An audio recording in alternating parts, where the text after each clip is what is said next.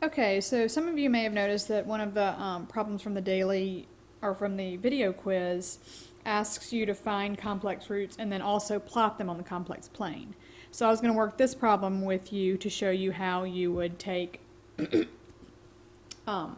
points or take a complex number, find its roots, and then be able to plot those roots on the complex plane.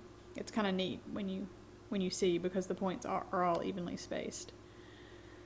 Okay, so I also picked a problem like this that looks a little bit different. It doesn't have an I in it to show you how to work through this because I think there are a couple of problems in your homework like that look like this that are either fully real or fully imaginary. So for example, if we have a problem that says find the complex fourth roots of w equals 625 and plot them. First thing we want to do is let's go ahead and rewrite this as a complex number. Okay.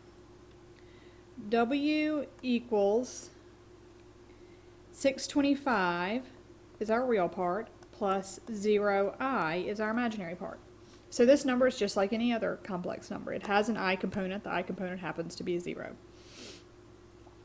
Okay, so to be able to find the complex roots, we need to write W in polar form. So to write W in polar form, we need to graph it.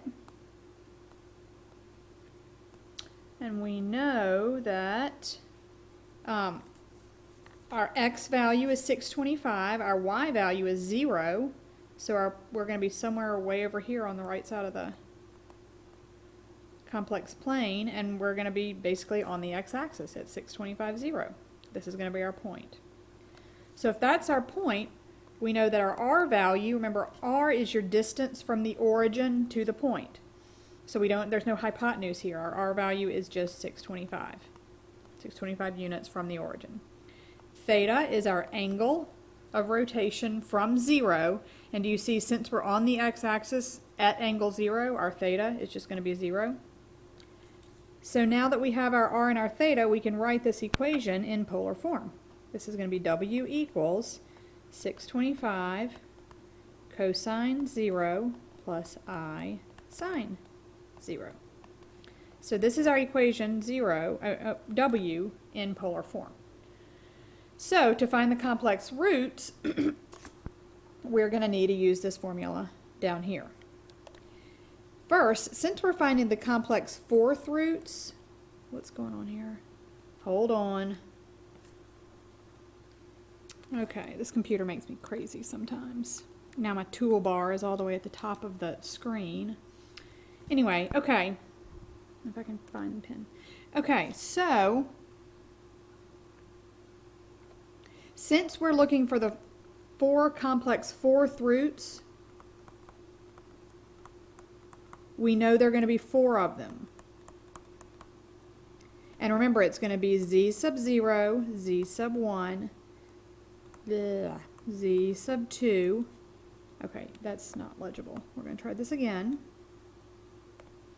Z sub 0, z sub 1, z sub 2, z sub 3. Do you see that that's 4 roots, z sub 0, 1, 2, and 3? So those are what we're going to eventually be finding. Now, to find those, we've got to come up with the generic equation for z sub k that applies to this particular problem. So our z sub k is going to be n, which is 4, because it's the fourth roots, of r, and our r is 625, then times cosine theta sub 0, which is 0, over n, which is 4, plus 360k over n, plus I sine 0 over 4 plus 360k over n. I know that's not very legible. Sorry, girls.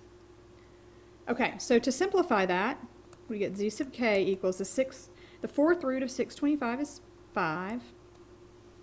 And then we get cosine of, this is going to be 0 plus, and I don't know why I was writing n here. This n should be 4. So 0 plus 360 divided by 4 is 90, I believe. Yes. 90k plus I sine 0 plus 90k. Okay, so that's the formula we're going to use to find z sub 0, z sub 1, z sub 2, and z sub 3. So we've got z sub 0 is going to be 5 times cosine 0 plus I sine 0. Z sub 1 equals 5 times cosine, that's going to be 90 plus I sine 90. Does everybody see where I'm getting that? I'm plugging 1 in for the k value in the z sub k formula. Z sub 2 is going to be 5 times cosine of 180 plus I sine 180. Boop. And z sub 3 equals 5 times cosine, what, 90 times 3 is 270, plus I sine 270. So now we have our 4 roots. Now we need to plot them. So I'm going to draw a little, whoops, I thought I was drawing a straight line here. Let's erase that. Straight line. Okay.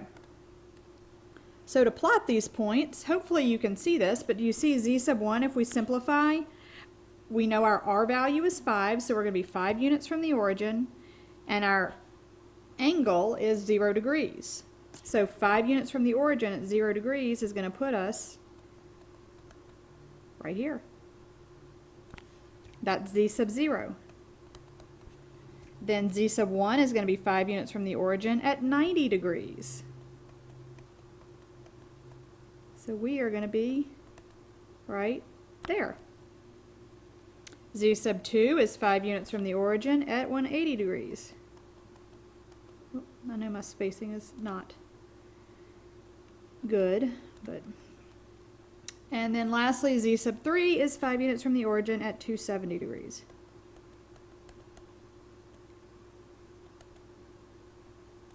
So those are the 4 points that are the 4 complex roots of w equals 625.